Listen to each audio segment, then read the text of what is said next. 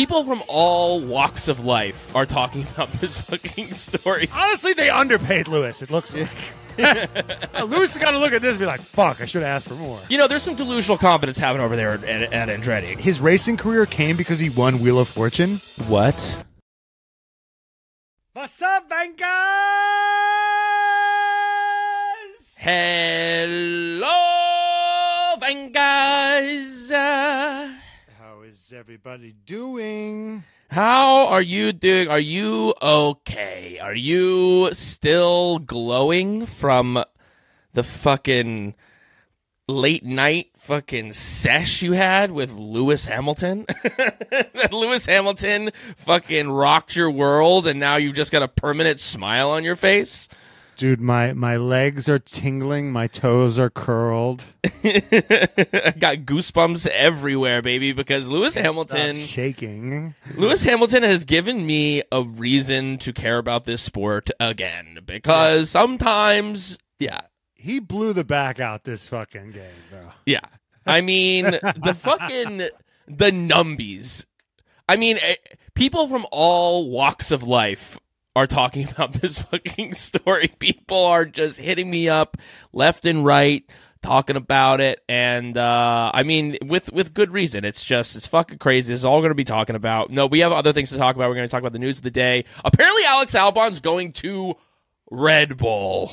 Yeah, we'll discuss that in a second. Yeah. First things first. By a second, I mean in an hour for 1 second. Yes.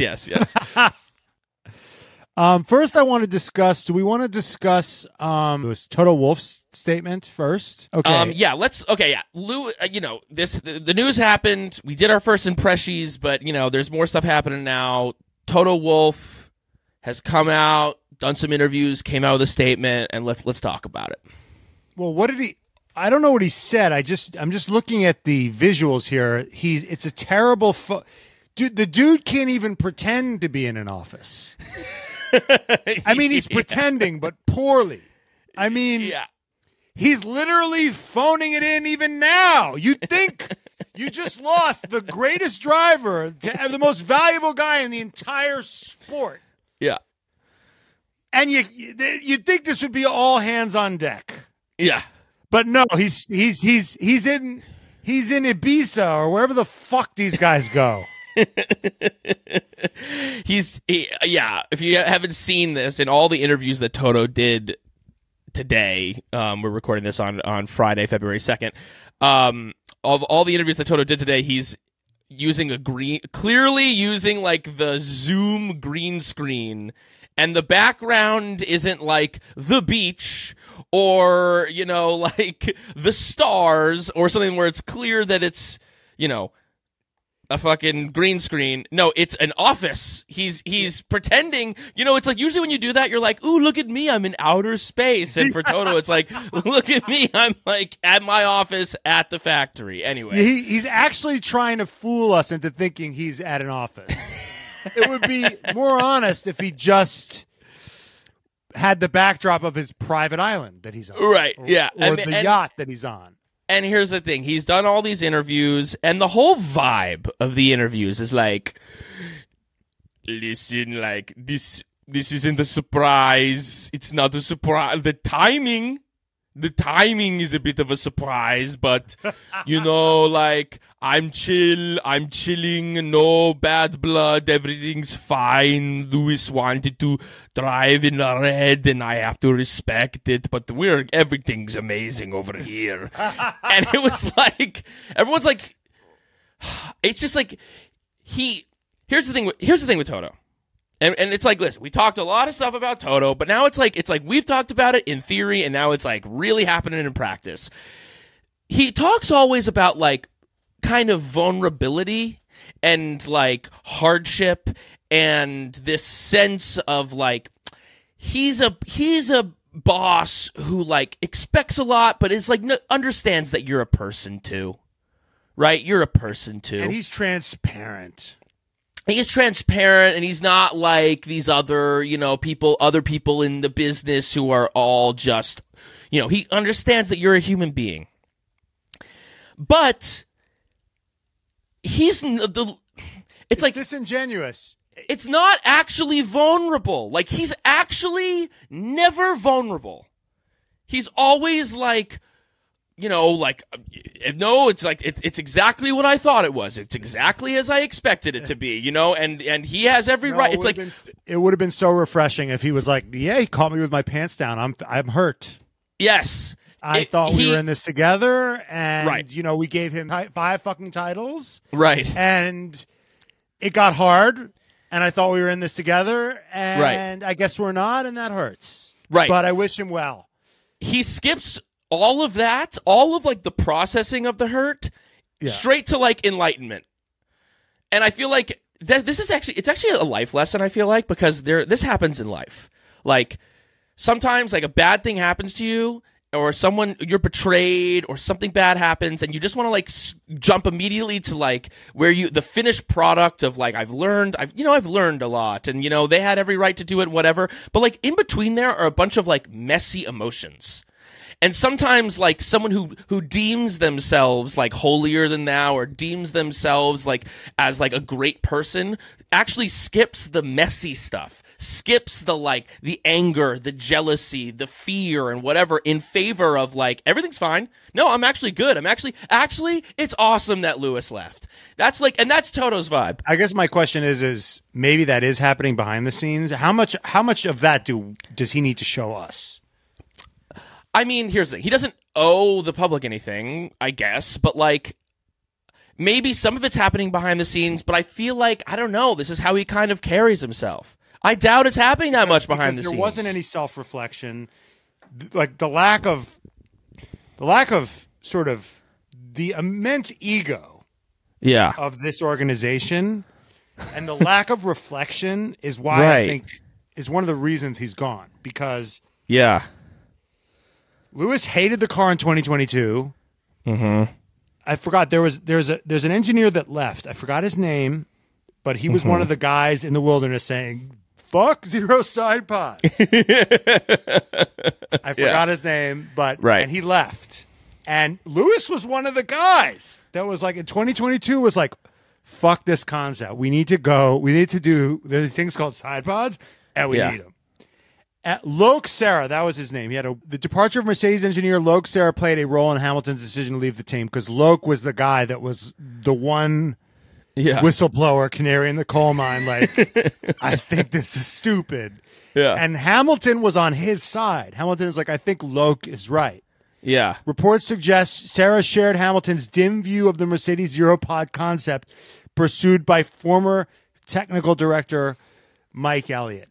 So for Lewis to say, I really fucking hate this concept, please let's change it, and for them to say, actually we're going to run it back because George won in Brazil. Right. And then, they never moved his fucking seat. Yeah. Maybe they didn't you know what? They never backed him like Christian Horner backed Max, for better or worse, right? Uh-huh. Right. Toto's always thinking about, okay, I don't want to look unseemly, right? Christian's like, I'll crawl through shit. I'll dress up like you. What do you need? You need, what do you need me to do? Yeah. I'll make an ass of myself so no one's paying attention to Max. Yeah. So he's the diversion, right? Yeah. It's like, we're going to, in the movie, it's like there's a bunch of bad guys. It's like, okay, we're going to need a diversion. Someone's going to have to like buck like a chicken and go, buck, buck, buck, buck, buck, buck, buck, buck, so Max can like sneak through. Right. And all the heads turn, and Christian Horner's like, I got this. and then Christian just is like, buck, buck, buck, buck, buck, buck, and all the media, all the FIA, everybody's focused on him, and then Max is just slitting throats. Yeah. Just absolutely slitting throats. Yeah, Christian's out there like, he's like, they're bullying the Red Bull kids' employees. Can you believe the audacity of everyone? Where Toto would never want to be the diversion. No. He would never want diversion. I'm the main attraction, right? Right. We are Mercedes, goddammit. Yeah. No, they didn't back him. And what's interesting about this whole thing, especially Toto's response to it, is that part of the response is like, we decided to do a short-term deal. We did a short-term deal, and he kind of makes it seem like we both wanted the short-term deal. That's true, I think.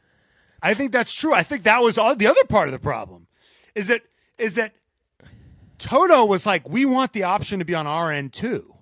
Right. Where it's like, in what world are you telling Lewis Hamilton, yeah, we want the option to like let you go? That's what I'm saying, is that like there was this, his thing is like, well, you know, we knew that this could happen and we wanted this, you know, we wanted this option because I believe that. I believe that that's true. I believe that's true too. Pissed him off. I believe that pissed him off. Like, they're like, hey, we don't know. This Kimi Antonelli guy is looking good. We don't know how Georgia's going to be. Like, they were like, the way they were kind of keeping their options open on their side. Right. Was like, are you fucking kidding me? And it's what's interesting too is that like the Mercedes, it's like, it's literally the house that Lewis built. No one gives a fuck about the Mercedes AMG Petronas Formula One team without Lewis. I mean, let's be honest. They took over from Braun. Schumacher was there, and it was a fucking mess. They had Rosberg. They brought in Hamilton, and now it's like considered, you know, this fucking powerhouse. And it's like, and here's the thing: you don't have to stay on with Lewis until it's like kind of like inconvenient to do so, because that can happen, right? In sport, it's like, you know, you want to move on to the next generation, and that's a game that you have to play. It's a bit of a game of hot potato. But he hadn't really declined, right?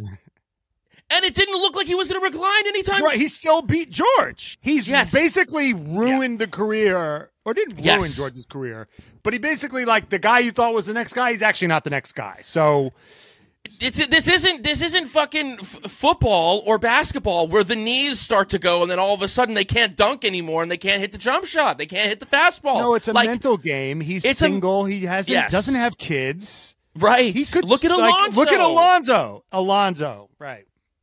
And so the fact that there was this vibe on the Mercedes side of the negotiation table of like, no, short-term feels fine with us because like, actually we want a clause to maybe get rid of you too, Lewis. Like we're equal, right? We're equals. I mean, right. Equal. Well, here's the thing. Formula One came out with this statement, right, about Andretti. They said that Andretti needs that the boost that Andretti will get from Formula One is a lot bigger than the boost that Formula One will get from Andretti. Yeah. Basically, I mean, a savage statement, arguably a very true statement, that Andretti needs Formula One more than Formula One needs Andretti, right? The fact that like that Mercedes kind of got so high in their own supply that they felt like that's the case for them too, and they didn't want to give kind of Lewis everything that he was asking for and roll out that red carpet for him, speaks to the fucking hubris that led to this situation. And you look no further than the value of Lewis Hamilton than what's been going on with Ferrari stock. Right. First of all, yeah, right. They offered Lewis, it's looking like $100 million a year, right? Yes. And then you know, ambassadorship out the ass. That's the other thing, right? Yeah, right. Is Lewis, because Lewis wanted to be an ambassador. Yes. He wanted to be like an emeritus ambassador for Mercedes until 2035. And they said no. Yeah. They said no. They didn't want Lewis Hamilton representing them till 2035. It's crazy. Why? Because he wanted too much money. I mean, you know, like, he should fucking own a piece of the company. Yeah. He should fucking have stock in the goddamn company. He should be a part owner. Yes. And then, I mean, yes. Crazy. And I think and then Lewis Hamilton at Ferrari was like, they're not only going to pay him $100 million a year. Yeah. But John Elkann proposed a $400 million investment in Lewis's initiatives like Mission 44. And they're going to make him an ambassador for Ferrari because they understand having Lewis, which by the way, means that Mercedes wasn't giving that level of money to Lewis's charities. Yes. Right? Yeah. So basically, it's like whatever lowball charity Ferrari's doing, Mercedes is doing, Ferrari's like, we'll double it. Right. Quadruple it. Yeah. It's a tax write-off for us anyway. Right. And guess what? How much did their stock go up? The Ferrari stock went up 10% today, adding $10 billion, which adds $10 billion to Ferrari's market cap. I was just talking about Ferrari's market cap the other day. It was like 60 billion. Yeah. Now it's like 70 billion. Yeah. So it's like a huge percentage increase. I mean, they're paying him $100 million. It's already paid for itself and then some. However much money they gave them. Yes. 500 million or however much, 600 million. It's already paid for itself. It's like the best investment they've ever made. Yes. Even if they never win. They've made so much fucking money. Right. Lewis, honestly, they underpaid Lewis, it looks like. Lewis has got to look at this and be like, fuck, I should have asked for more. Yeah. This is a steal. This is an absolute steal. Yeah. And he's gonna gallivant around in the red for the rest of his life. Yeah, they'll have the images of him wearing the fucking red. I mean, it's just it pays for itself. And to have him as an ambassador, it's crazy. It is that's that's worth a lot to end your career. And like when you close your eyes and you think of Lewis Hamilton, you think of him in Mercedes. And look, if it's a shit show, you might want to forget his Mercedes time, kind of like Willie Mays on the Mets or something like that. But right now it's looking like a brilliant move. And as long as he does respectably well, and it's not like a complete and utter disaster class, I think this is, an amazing move. And I think it's more just a fuck up of epic proportions. Right. Yes, it's a fuck up. But it's being framed like, totally. My dad does this thing where he says, I know. Like, as you're explaining something, he goes, no, I know. Yeah, I know that. Because I had a conversation with him because, like, it makes me feel bad when you do that because it feels like you're not listening to me. And he goes, no, I just want you to feel supported. But it's also this thing where he, like, he doesn't ever want to be, like, caught off guard because he's the adult. He's the parent. So, like, there can't be something that, like, I know that he doesn't know. Like, that's you're not, his that sperm. That doesn't make sense. That doesn't make sense.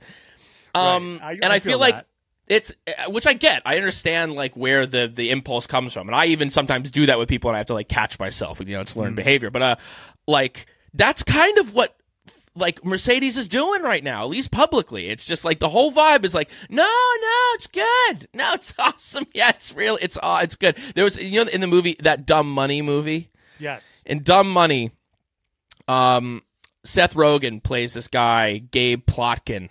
And he's the one who shorted so much stock, and he had a hedge fund. And then, like, when the stock went up, like, he was fucked. He was left holding the bag and wound up losing billions and billions of dollars. And then, like, there's this great scene where he's, like, it's, like, the day that the stock goes up the most, and he's doing this interview, like, on, like, a CNBC type of show. And, like, he gets on there for, like, a little pre-interview with the host, and he's like, so how's it going? And you're seeing behind the scenes that, like, everything's going badly, and he's just like, it's great. It's awesome. Everything's great. And the guy was like, really? Because it seems like we're hearing that you're bankrupt. And he's like, what? Bankrupt? Like, what are you talking about? I mean, it's the meme of the little cartoon in the burning house sipping its coffee saying, everything's fine. Yeah. Like, that's a bit of what's going on. I mean, who knows?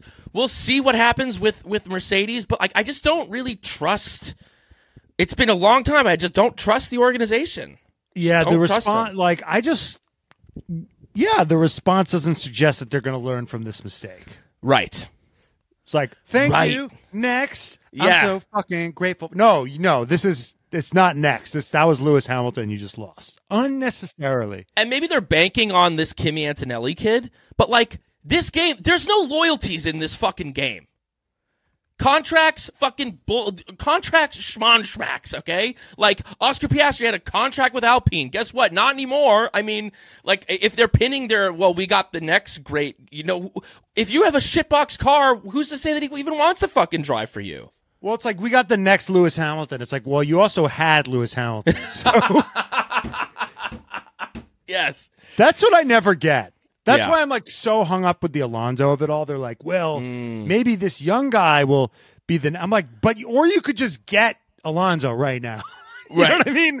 Like Right. fetishization of like youth. Yeah. Anyway, It was also there was some quote that that Toto gave where he was like it was around George and he was like, George is a great talent. He comes from the generation of Norris and Leclerc. He's of that generation. And it was like weird way of saying it. it's like he's the same age as those guys. Yeah, so he should be on that glide path.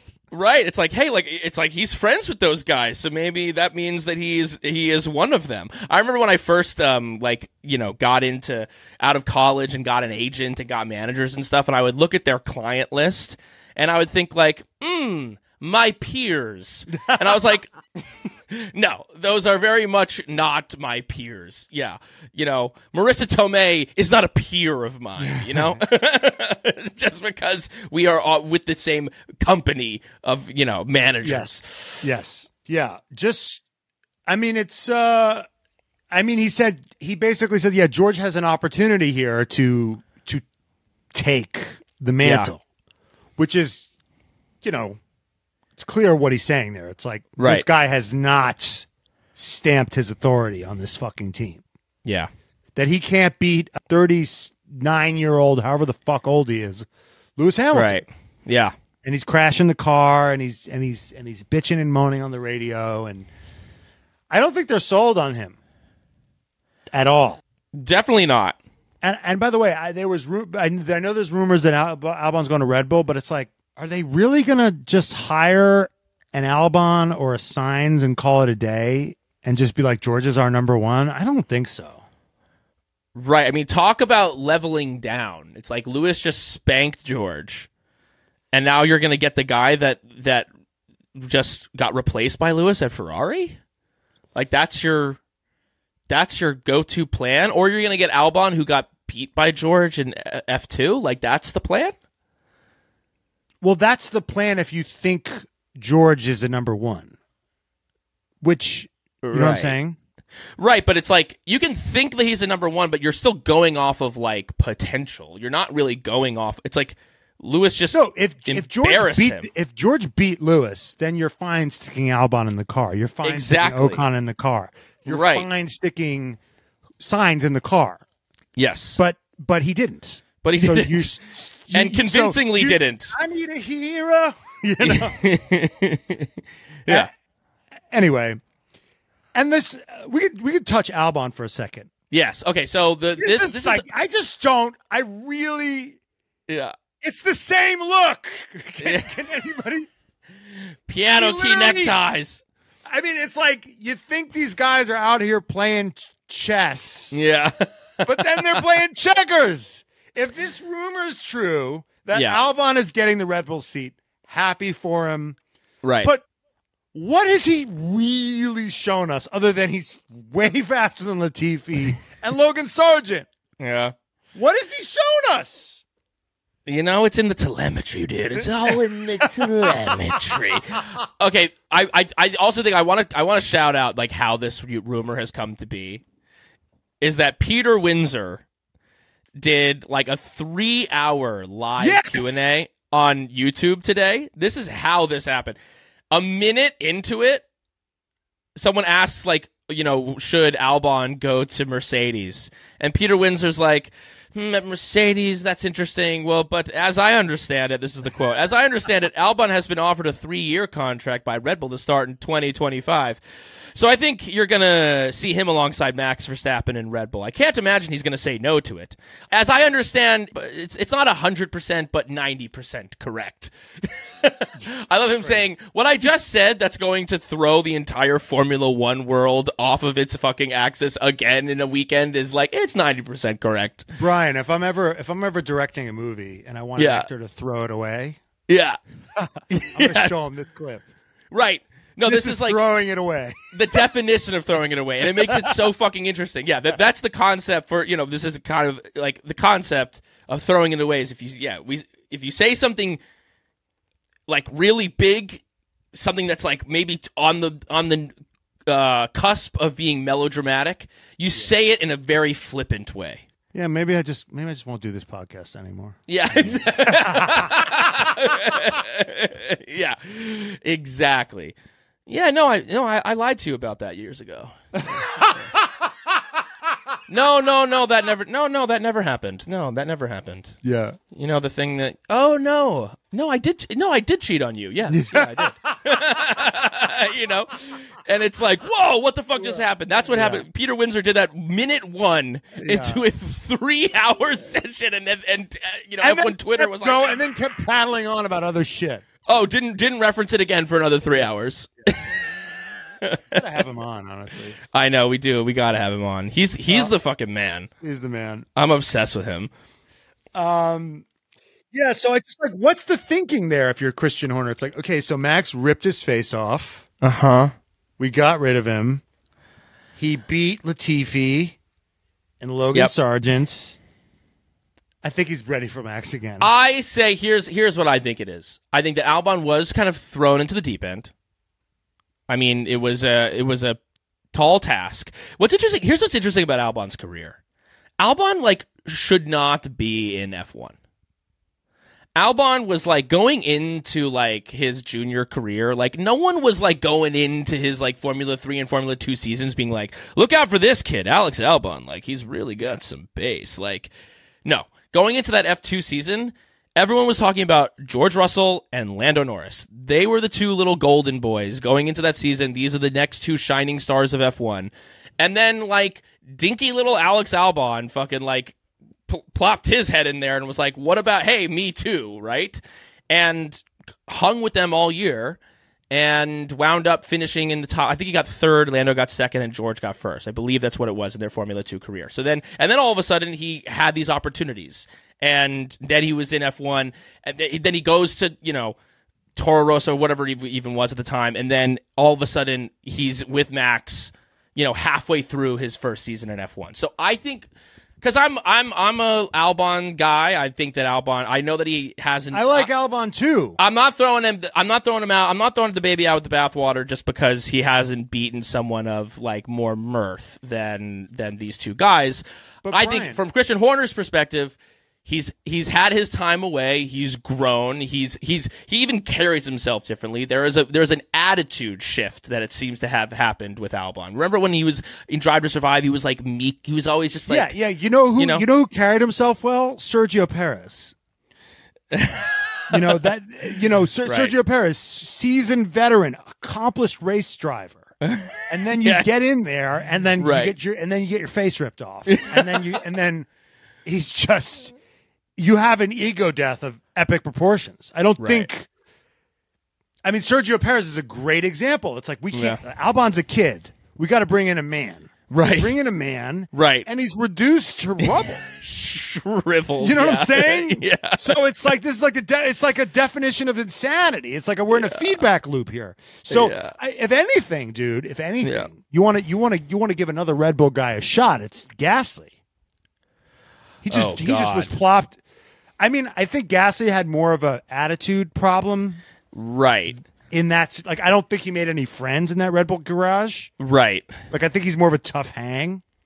Also, that's so far in his fucking rear view. I feel like Gasly's kind of he's made a decision of I'm out of there kind of right. thing. He didn't keep the Red Bull ties. Right. But these guys, as you can tell, these guys are really into the Red Bull Academy guys. They're into their finds. With the exception of Perez. So right. But Gasly just dropped into Alpine and fought Ocon to the death. You know? So I mean, he's proven himself, I think. Against I just think, Ocon is a very respectable driver. And Gasly just proved himself. I would just like to see Albon prove himself against somebody of Ocon's caliber before I give him, before I set him up back up against Max Verstappen.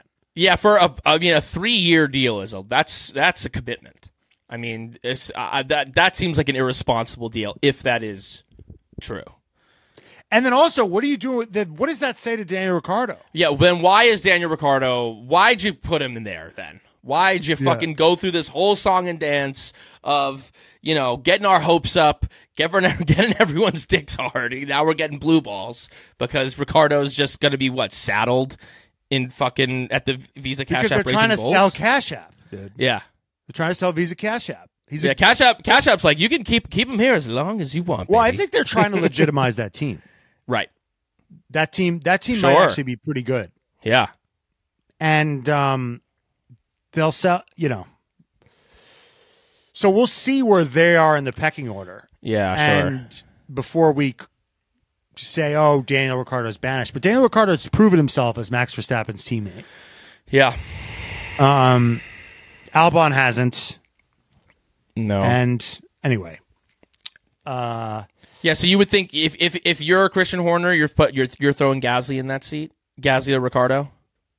No, I just don't understand why you're dick teasing Ricciardo. You're dick teasing Ricciardo and all of us. Yeah. And you have this whole junior program, and then you're just recycling a guy who already got his face ripped off and hasn't really lit the world on fire. Right. He's done well in a vacuum.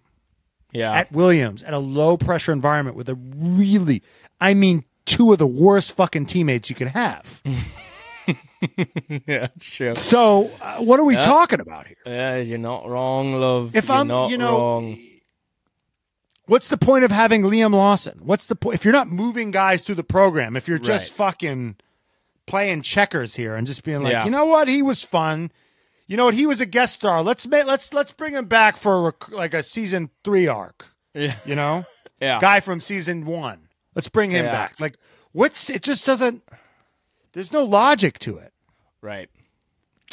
I don't know. I'm happy. I think Albon should stay at Williams. Be happy. He's making $3 million a year. Everyone thinks his shit doesn't stink. I mean, the rumors were that he was maybe going to go to Ferrari, so obviously don't believe those rumors. The other rumors are that I didn't buy that either. I'm like, why do you think he's better than Sainz? Well, then Sainz has proven himself.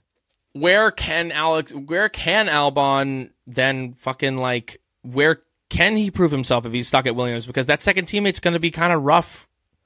I don't think it's going to get a lot better, whoever he's paired up with. The other thing that could happen is Alonso goes to Mercedes, and then Albon takes the Aston seat.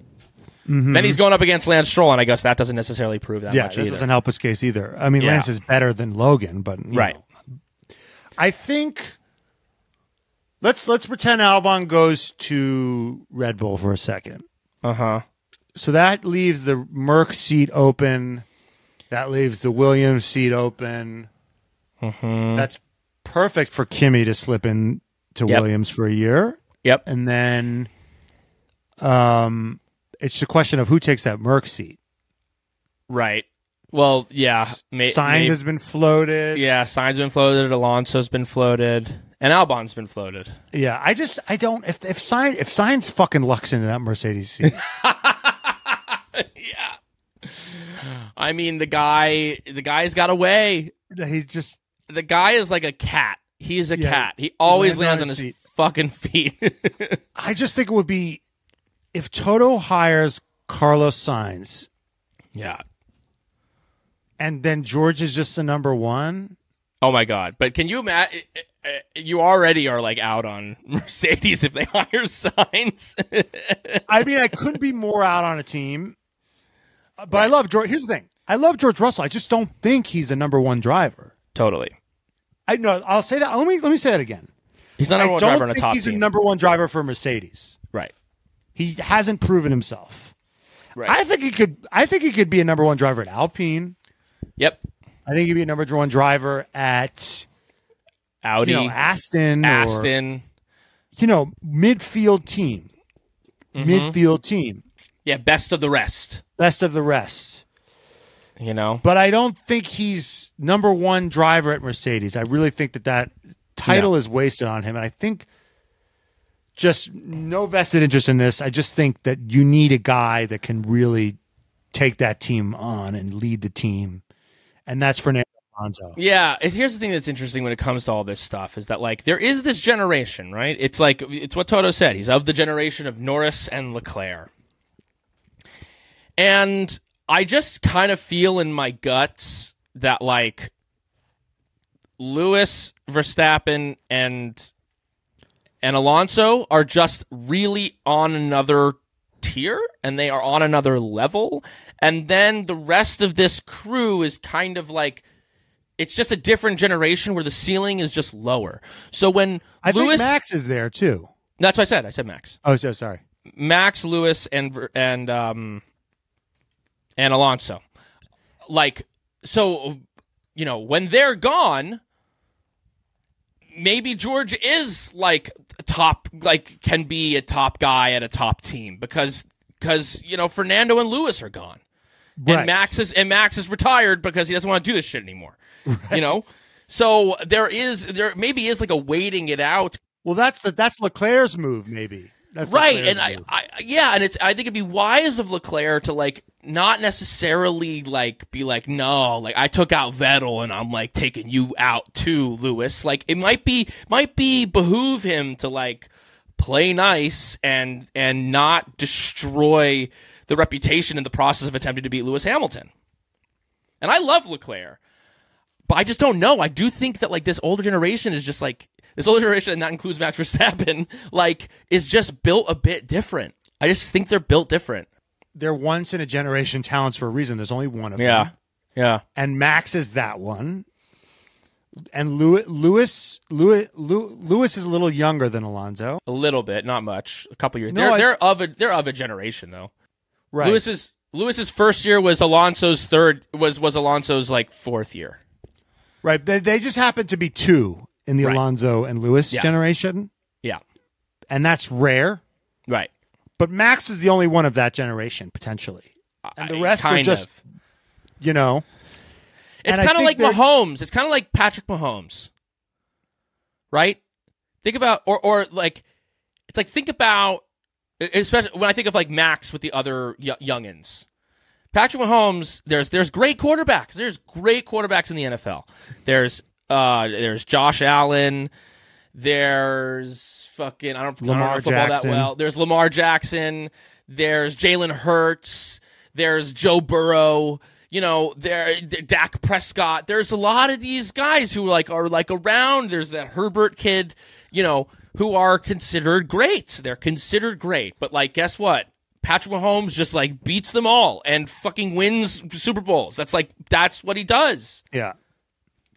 Yeah, and I think stain on this shirt. I'm sorry, Daniel Ricciardo. I have a stain on your Enchante hoodie. I'm going to watch it today. Spotless. This one is spotless. Spotless, darling.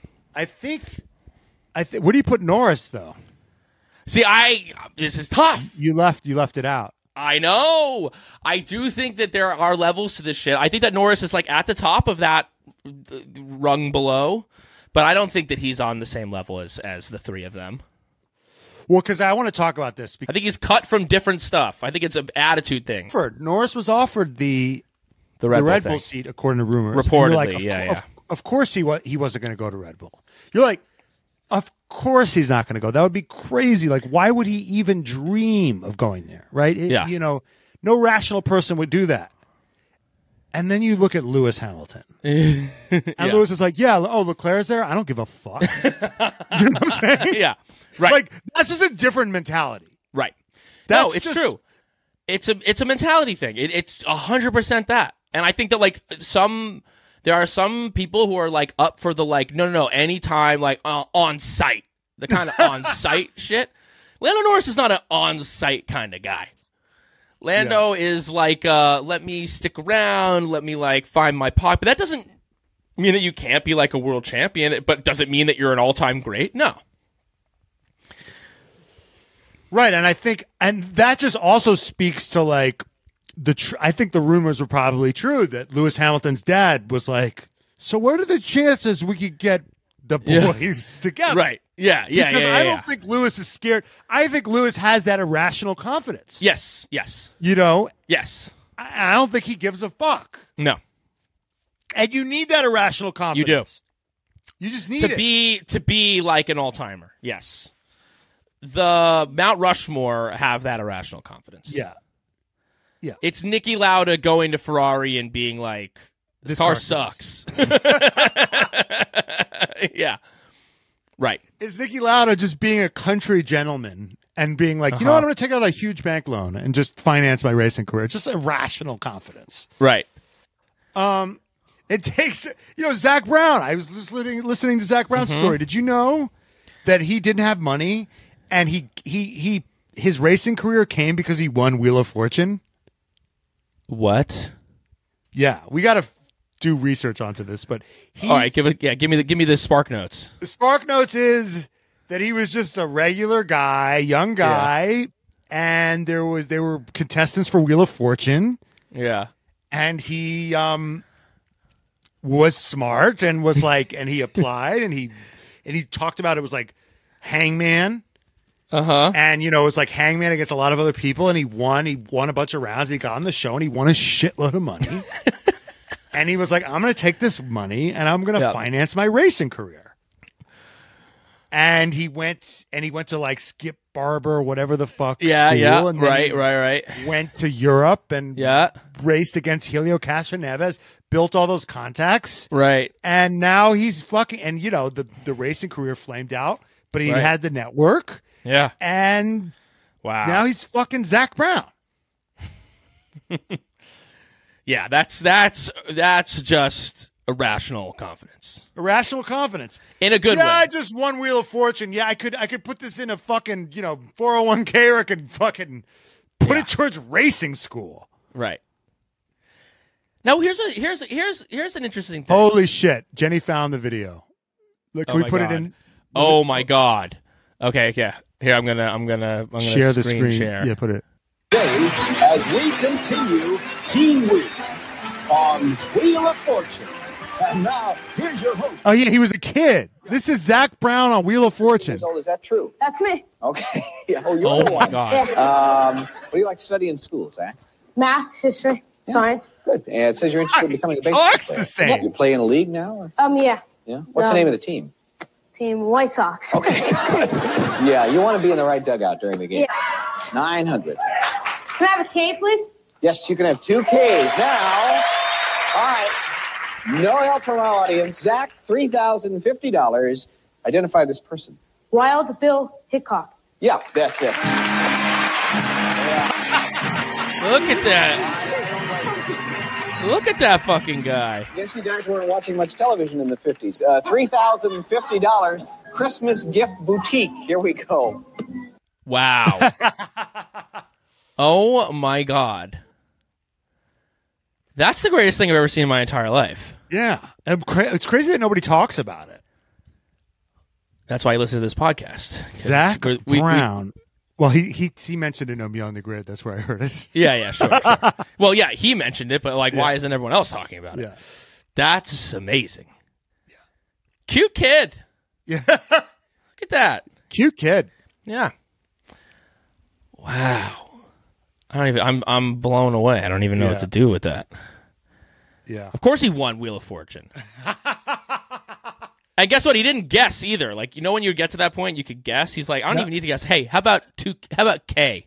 And they're like, got 2 of those. That spells the word for you. Yeah. If we ever get him on the pod, we should do Wheel of Fortune. Wheel of Fortune games. Yeah, that's a great idea. And just spell something asinine like Alex Pillow. Yeah. It's like, oh, you guys are fucking assholes. Yeah. Oh, that's so good. Otmar Safnauer.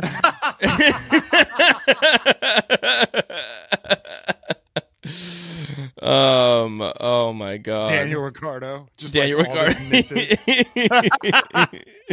Oh, Venkas, this episode is brought to you by Southern Comfort. With an innovative blend of fruit and spices, SoCo whiskey is the original ready-for-anything spirit. Satisfying on its own and ideal for any mixed drink, Southern Comfort is tasteful and approachable however you drink it and whoever you drink it with. You have friends you don't like? Guess what? Have a little SoCo with them? You might like them, okay?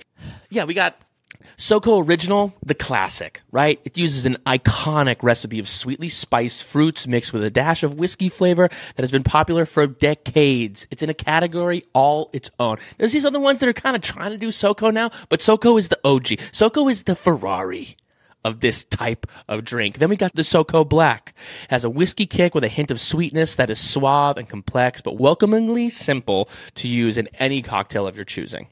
And no matter the moment, Southern Comfort is ready for anything, packed with flavor, mixes with anything, and easy to drink. Next time you're at the bar, go ahead and order some SoCo Sour shots. 1 part SoCo, 2 parts Sour Mitch. They're delicious and guaranteed to keep the party going, baby, just like Lewis Hamilton has done to Formula One. That's what SoCo can do to your party, what Lewis Hamilton has done to the Formula One community. We can just mix it up and make it fun. How about that? Okay, now back to the show. See, irrational confidence. Here's what I wanted to say about the irrational confidence thing. Because doesn't Toto have a little bit of irrational confidence? Can't back it up. Well, Can't you could back it say up. it's interesting because it's like what Toto, because when you think about Toto, it's like, you know, he wanted to be a racer, right? He didn't come from money. He wanted to get into motorsport. He started doing it. He couldn't afford to do it. So then he left and did something else. So that's we're already starting with like a little bit like he did at some point kind of give up on the dream. And not only did he give up on the dream, he like went just like elsewhere. I'm going to just go make a bag somewhere else. Because it's like Zach Brown gave up on the dream. Christian Horner gave up on the dream. Yeah, but Zach Brown and Christian Horner, they kind of just stayed in it. Right. That's what I'm saying. They never really left. They kind of stayed in the pot. They just found a new way of being, and they were like, I know I have to be here. Yeah. And Toto like left and was like, I'm gonna go be over here. Like, but I always dreamed about being back over there. This is Toto's life. Bought a Porsche like a doughbag and raced the Nordschleife and and, right, because there's a degree of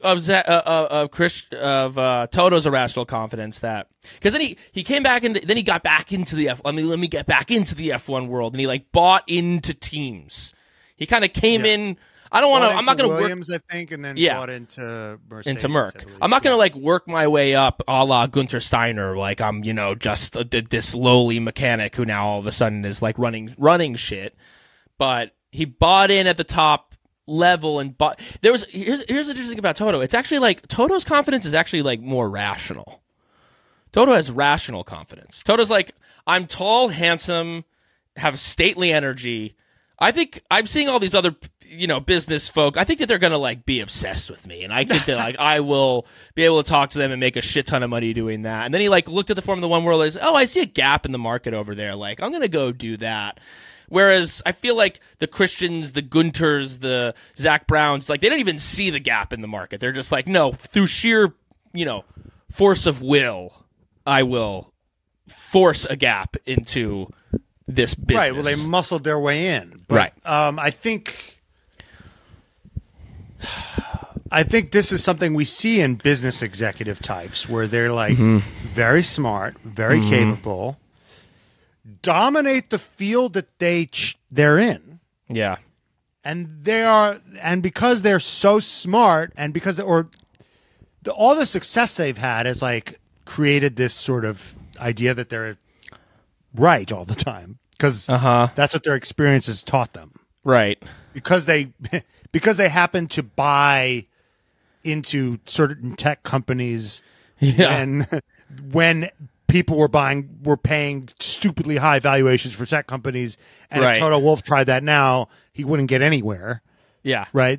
He got rich during like the Facebook bubble where like everybody was buying apps. Yeah. It's like the .com bubble, Sunny Balwani. Sunny Balwani vibes, exactly. Right. Yeah. Like you get right. You're right one time in a big way, and then you think you're just right all the time. Right. So I don't know. I think with these business executives, they have a rational confidence, but they don't know what they don't know, I guess. Right, and Toto's kind of obsessed with being like, I know. No, I know. Yeah, no, I wanted Louis leave. I wanted this all to happen. No, this is good. No, it's awesome. It's really good that this is all happening. I wanted it to happen. Yeah, I wanted to lose the best driver to ever live and the most marketable, and like, who cares if his performance dipped 2%? Yeah, in a year, I want to lose him in before the season started and have it be the biggest news story and for it to completely overshadow anything else that we have going on. I know I wanted that. That's good for me, and for him to bring engineers over. Yeah, to create a massive brain drain from my organization. Yeah, That's good. yeah, it's a sinking ship. Yeah, and the people are scurrying. I always wanted to see what the bottom of the Atlantic looked like. So. Yeah, it's crazy. It's good. Yeah, I'm fumfering around. I just don't think that they also, these guys that started at the bottom, they do the work. Mm-hmm. They know everything from the ground up, right? Yeah. From the oil soaked floor to the fucking top level, because they've worked their way every level. Like, Christian talks about this. Like, Christian was like, I used to order the pizzas. Like, right. I know I book the hotel rooms. Yeah. Right. I've done every stupid job. Right. That involves running a team. So I know all the component parts. Right. Toto's never ordered a pizza. No. So he doesn't really he doesn't know where to even begin with. He doesn't know where the rot is because he actually doesn't grok the entire bones of a team. Not that he can't, but he can't do it at the same level as someone like Gunther Steiner or Fred Vasseur or Christian Horner. Right. He just can't. Yeah. By the way, how genius. Can we just talk about an executive who made a genius move? Mm-hmm. How genius was that Fred Vasseur hiring looking like now? Genius. You think Mattia Binotto's pulling this shit off? No. Absolutely not. No. Absolutely not. And we were saying get rid of Mattia. Yes. I mean, and then there was a lot of criticism. There were the people being like, "We'll see what's happening." Like, Mattia, you can't just, look what's happening. Yeah. You bring in a guy like Fred. Fred, who's never had a chance at this level to really do the thing. He's a year in. Or 2 years in. Is he 2 years in or 1 year in? This was his first year. This was his first year. He's 1 year in. He's 1 year in, dude. And he just did the biggest signing in the history of fucking Formula One. Yeah, it's because he started and he has the relationships. Because he was in the from shit. The bottom. Yes. He started from GP. He started fucking Formula regional team and a Formula 3 team and a F2 team, ART. Oh, I fucking love him, dude. He was racing in the slums, dude. Yeah. And he runs around with a fucking super soaker and sprays people in the fucking paddock. I love Fred Vasseur. And so he connected with these guys when they were kids. He put in the sweat equity when they were kids. Toto met Lewis when Lewis was a grown ass man. Yes, it was a product. He met him it's like who you come up with. This is what they also say about when you get famous, right? It's like Entourage. This is the appeal of the show Entourage. Is like the people you can trust are the people that who fucked with you before you had all the stuff. Before you Fred were is like the high school English teacher you all loved. Yes. Right? To these guys, to Charles, to Lewis. Who just talked to you straight and was just like, no, that sucked.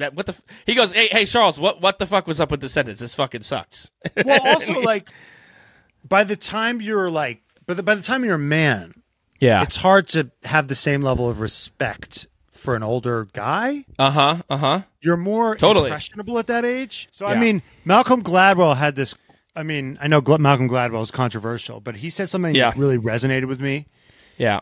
He talked about how the most impressionable time of your life is really the form sort of the core qualities of who you are as a person. Like when your personality is really getting kind of codified is the ages from 17 to 20. And he said, if you don't believe me, I want you to think of your favorite song of all time. And then he goes, and then I want you to think about how old you were when you first heard that song. Right. And he goes, were you 17 to 20? I bet you were. And it's and I thought, I'm like, holy shit. Yeah. Like the songs that hit me hard Oh yeah. are songs that I started listening to when I was like that 16 to 20 range, when I was Right. like the most hormonal, most emotional, sort of had the most sort of romantic view of the world. Yeah. That's like listen to music now and I like it, but a song will come on that I first heard when I was 16 or 17, and all those emotions of like when you're first falling in love, when you're first experiencing independence, like that's like the most romantic time of your life. So like for Fred to have had that connection with those guys at that age is like profound. Yeah. Totally. And for him to be able to manage those two relationships simultaneously, Lewis and Charles will be crazy. Oh, that's really interesting. That's a really interesting pull thought. that off, if he can keep them from just killing each other, if he could just get them to just muddle through, it'll be a masterclass. If there's anyone who could do it, it's Fred. Because even going into what you're saying, it's like there is that reverie. There you do like it's I think of like the seniors when I was a freshman, like the seniors in college, like I still now it's like, listen, like I'm 32, they're 35, right? Right. And I was even a year like I skipped a grade. I deferred a year, so I was like a year older than my whole class. So they really were like 2 years older than me, but I held them in such like high regard that even when I see them now, and we're peers, I'm like, no, like I still get nervous, like talking to these guys. You know, it's like I still have that, and I still like want them to like me, and I still want them to think I'm cool and interesting, and like it's like I every now and again they like one of them like will reach out and be like, oh, awesome, and I get giddy. I'm like, oh, like I'm cool. Look at me, man. Like I'm really doing it. So I think like expand that to someone like Fred, who was someone there ushering Lewis and Charles through these really critical moments on their rise. Crucial time in their life. While they're on the ladder and a few like missteps, and all of a sudden it's like their dreams don't even get to come true. Yeah. And this is the guy that helped you with that process, and now it's like years down the line, and you've had your own trials, your own tribulations, and like you're coming back home. Like it's like, come home, baby. Like come home to Papa. That's the Fred Vasseur thing. It's like, come on. Get in here. Yeah. He's I really think we missed a trick when they hired him. We didn't really see how valuable. I mean, this hiring is just genius. The hiring of him and the hiring of only a guy like Fred is going to convince Lewis, like, oh, it'll be fine. You and Charles will be fine. You know? Right. Because he trusts him. Yeah. I mean, there's a real relationship there. Whereas, like, when you meet, like you said before, like when you meet Toto, how can there be a real relationship there? Toto's like the boss at the end of the video game. It's like you get through all the doors and then you get to meet Toto. You know what I mean? You get right, and Toto's only looking at you because you're the world. You're the one who got through. Yeah. You're the one who like made it to this point, and then you're like blessed with his presence. Yeah. John F. Kennedy said this once when he got elected president, right? He said, I'll never make another friend for as long as I live. Right. Because no one will ever just want to fuck with him because of who he is. That's real. That's really real. I mean, we grew up together. Like this pod is a testament to that dynamic. Brian, I feel the same way. Like, I don't think I'll ever make another friend after this pod. Yeah, I mean, like, are you just trying to get to know me because of clout? Yeah, of course. It's like, oh my God, like, get out of my DMs. Yeah. But no, those early bonds, people that you're in you have to be in the foundational trenches with people. That's what makes like real That's what my mom trust. told me one time when I was like, so and so's a jerk. I never want to see so and so again. And my mom was just like, I remember she said, "Don't throw out childhood friends so easy. You can't." She goes, "You can't make more of them." Yeah. So Yeah, it's true. So I'm signing on to this podcast to 2025, Ryan, but there will be an option on my end. Oh, no. Hey, guess what? I want an option on my end, too. So, like, we're chill. We're chill. We chillin'. We fucking chillin'. I think that just about does it. I mean, Haas revealed their livery. Who gives a shit? The guy was like, "Oh, we're gonna suck." Yeah. After telling Gene Haas, Yeah. fuck Gunther. I can do this. He's now telling everybody, no, we're going to be bad. We're going to be so bad. It's great. Yeah. Komatsu said, out of the gates in Bahrain, I still think we will be towards the back of the grid, if not last. So we call managing expectations, baby. Yeah. He said that creating a spec was a pretty useful exercise to better understand the problems of the VF23, and in particular what's been causing its trademark horribly fading race pace. He also admits doing the Austin package means the VF24 launch car may not be as advanced as it could be. All right, cool. Starting in slow. Coming out cold. Haas. Well, I mean, the hope is that they did some tinkering and it set them back. Right. And they'll have a sort of McLaren, not McLaren level, but they'll bring a good car later. Right. Andretti came out with a statement. Andretti Cadillac would like to address two initial topics in the statement released by Formula One management. One, when Andretti Cadillac entered the FIA expression of interest process almost a year ago, the preferred first year of participation was indicated as 2025. The FIA approved our application with no specific limitation on whether the entry was for 2025 or 2026. Andretti Cadillac has been operating with 2026 as the year of entry for many months now. The technicality of 2025 still being part of the application is a result of the length of this process. Okay, I don't know why that, whatever, that's just technicality bullshit. We were not aware that the offer of a meeting had been extended and would not decline a meeting with Formula One management. An in-person meeting to discuss commercial matters would be and remains a paramount importance to Andretti Cadillac. We welcome the opportunity to meet with Formula One management and have written them confirming our interest. Our work continues at pace.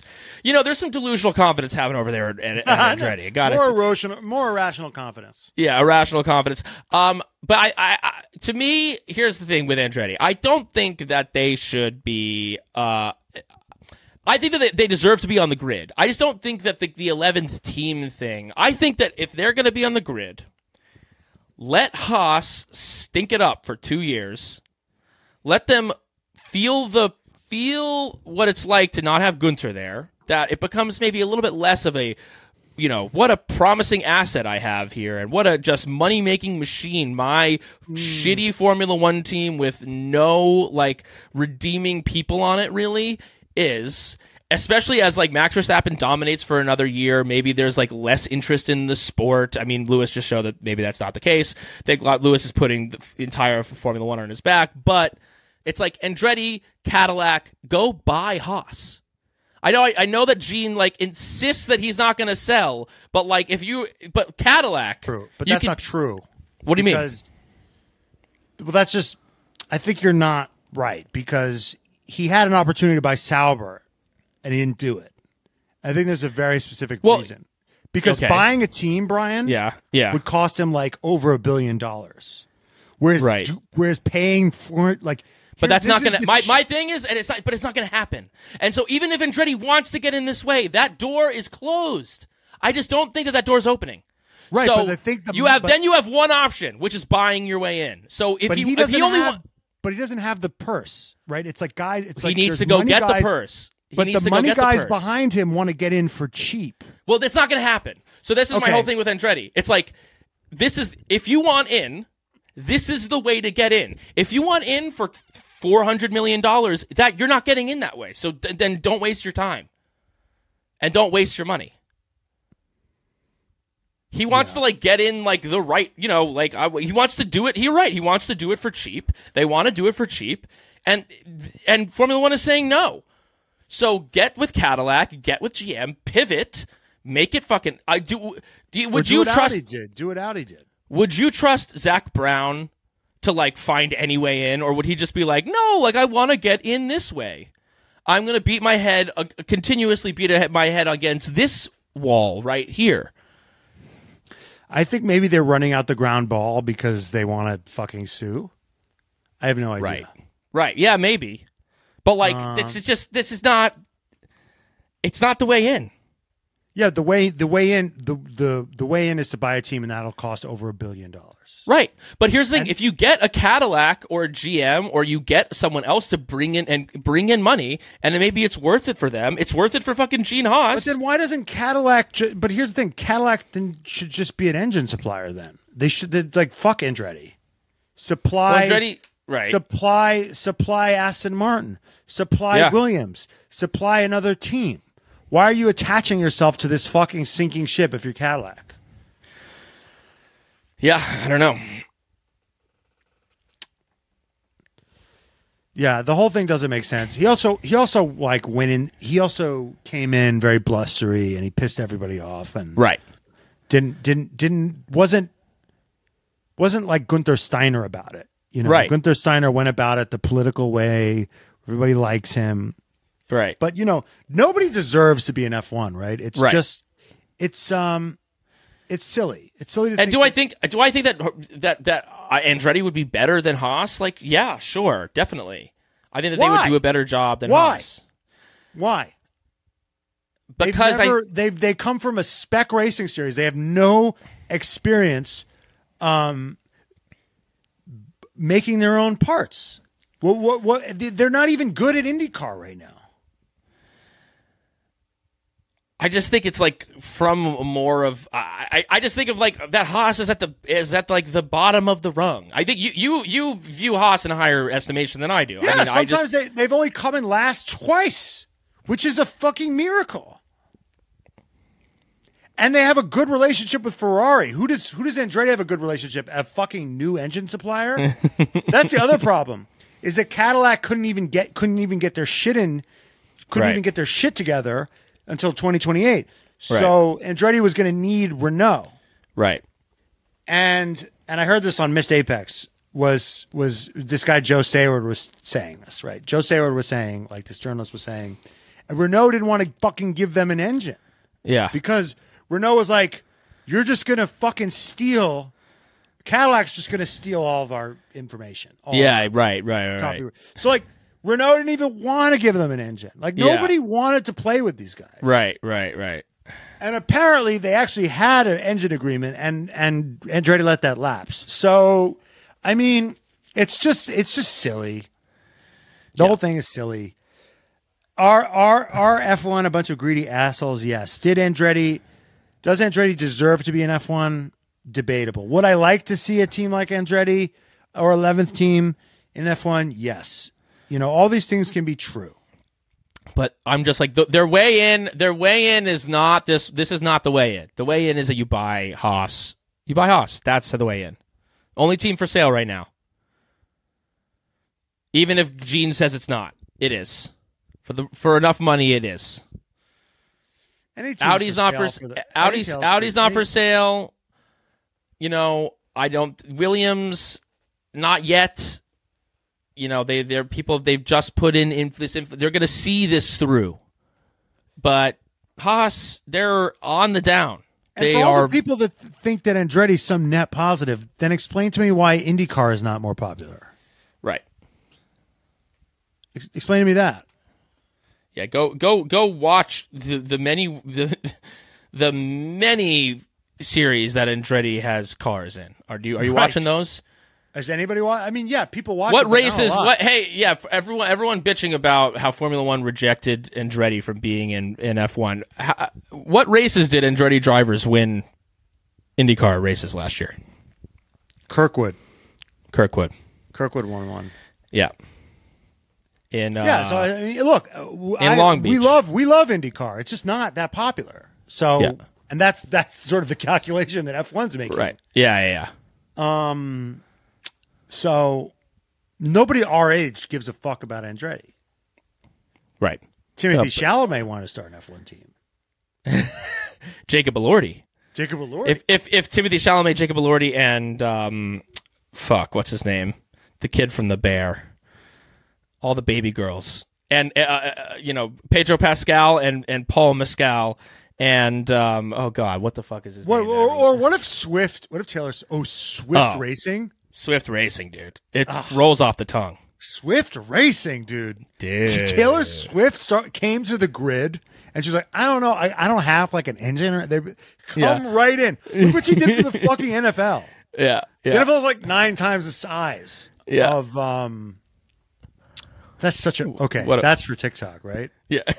Yeah, Taylor Swift should start her own Formula 1 team. Andretti. You know who should start you know which name carries more recognition than any other name?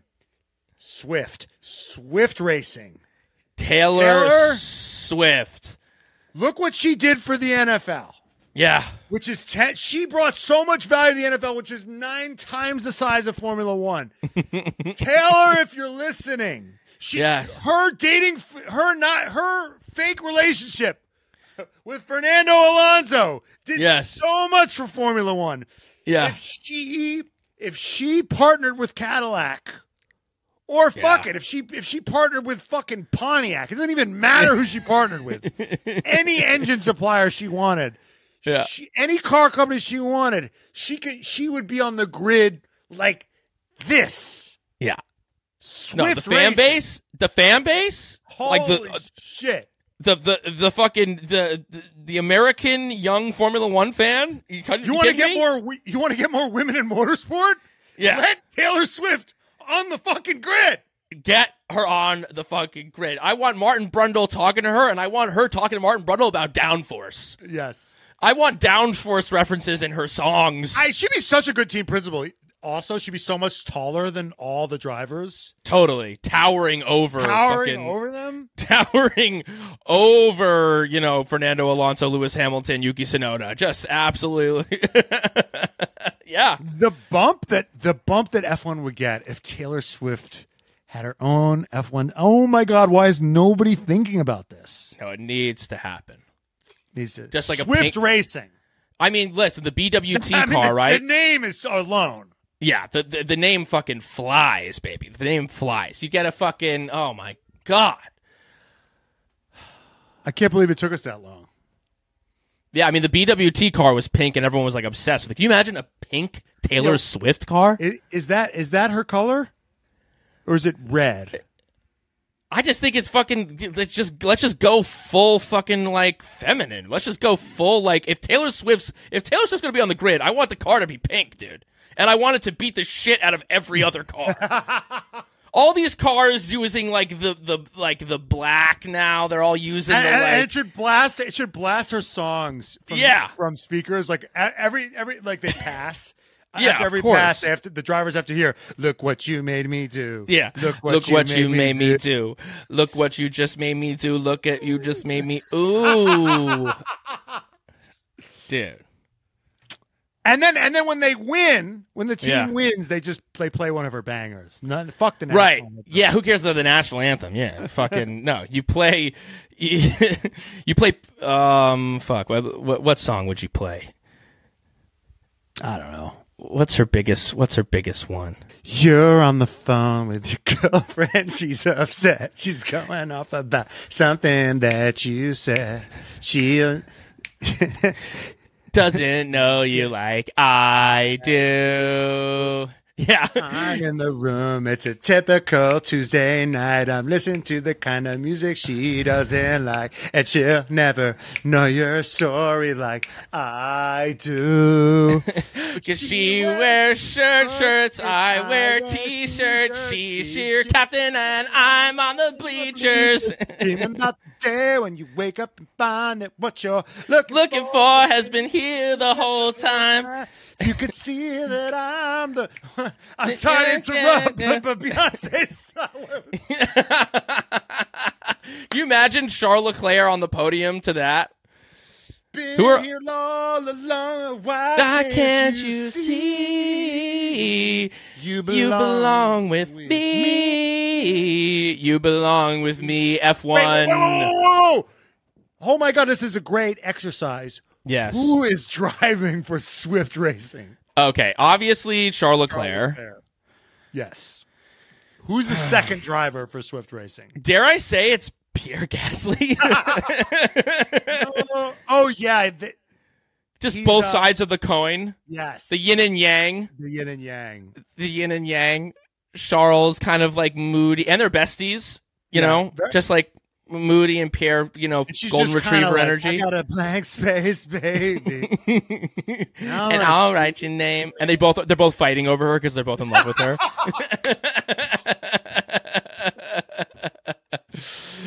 Oh, put it on TikTok, YouTube, Instagram, Wait, who's and the team principal? Who's the team principal? Cyril. Cheryl. He's the romantic one. Yeah. Hannah Schmitz. Let's go, dude. Hannah Schmitz.